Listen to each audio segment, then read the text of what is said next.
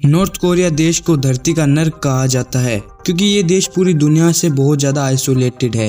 यहाँ पर छोटे से छोटा क्राइम आपके पूरे परिवार को जेल में डलवा सकता है या फिर आपको जान से भी मारा जा सकता है। इस देश में सब कुछ गवर्नमेंट के कंट्रोल में होता है।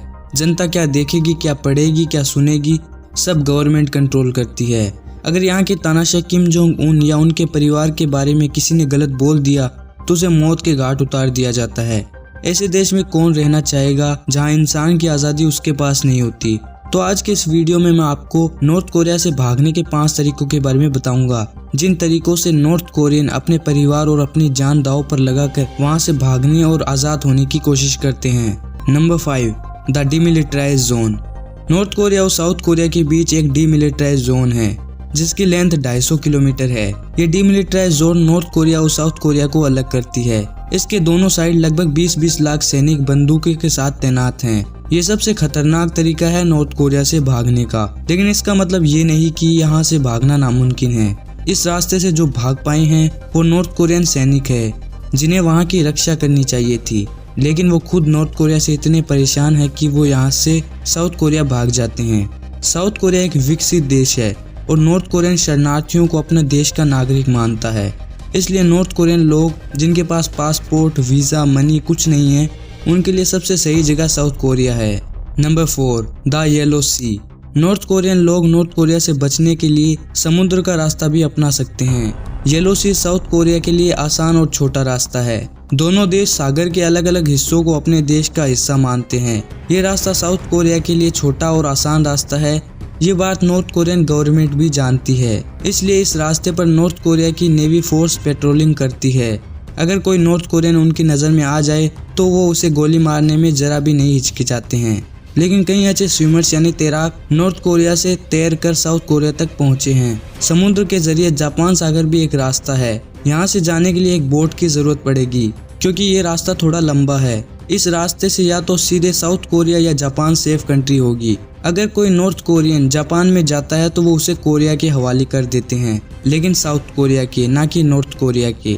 Number 3, the north Korean China border. North Korea की बॉर्डर चाइना से लगती है, जिससे नॉर्थ कोरियन चाइना बॉर्डर पार करके नॉर्थ कोरिया को एस्केप कर सकते हैं। लेकिन अगर गलती से भी चाइनीज अथॉरिटीज ने इन्हें पकड़ लिया तो चाइना से इन्हें नॉर्थ कोरिया फिर से डिपोर्ट कर दिया जाएगा, जहाँ इन्हें या तो जान से मार दिया जाएगा या फिर लेबर कैंप्स में भेज दिया जाएगा। इसलिए बॉर्डर पार करने के बाद भी चाइनीज अथॉरिटीज से बचना होगा। नॉर्थ कोरिया चाइना बॉर्डर पार करने के लिए या तो यालू नदी या तुम्मे नदी को पार करना पड़ेगा। तुम्मे नदी को पार करना यालू नदी से ज्यादा आसान है, लेकिन तब भी कई लोग जिंदा नदी को पार नहीं कर पाते हैं और उनकी लाशें नदी में तैरती रहती है। यहाँ पर नॉर्थ कोरियन बॉर्डर पेट्रोल भी अपनी मौजूदगी बना कर रखती है। गार्ड्स इन्हें गोली मार देंगे अगर उन्हें वो भागते हुए दिख गए तो। जो नॉर्थ कोरियन चाइना जिंदा पहुँच पाते हैं उनको किसी भी तरीके से चाइनीज अथॉरिटीज के नज़र में नहीं आना होता है। अगर आ गए तो वो फिर से नॉर्थ कोरिया भेज देंगे। अब यहाँ से north Korean south Korean embassy में जा सकते हैं या फिर United nation high commissioner for refugees में जा सकते हैं, लेकिन ये भी सबसे बेस्ट ऑप्शन नहीं है क्योंकि चाइनीज अथॉरिटीज आपको यहाँ तक इजीली पहुँचने नहीं देगी। इनसे बेस्ट ऑप्शन है कि चाइना से किसी थर्ड कंट्री में चले जाएं।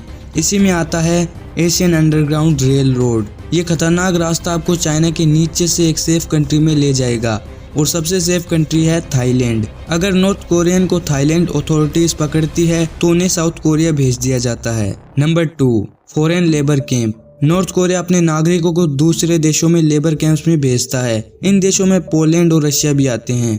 इन लेबर कैंप्स में नॉर्थ कोरियन जो पैसे कमाते हैं वो उनको मिलने की बजाय नॉर्थ कोरियन गवर्नमेंट के पास चले जाते हैं, जिससे किम जोंग उन मजे से एक लग्जूरियस लाइफ जी सके और न्यूक्लियर प्रोजेक्ट्स को फंड कर सके। ज्यादातर नॉर्थ कोरियन लेबर्स रशिया में भेजे जाते हैं। इन लेबर कैंप्स में कंडीशन बहुत खराब होती है, खाना भी अच्छा नहीं मिलता, पैसे भी कम दिए जाते हैं और इस तरह के कैंप्स में 10 साल का कॉन्ट्रैक्ट होता है।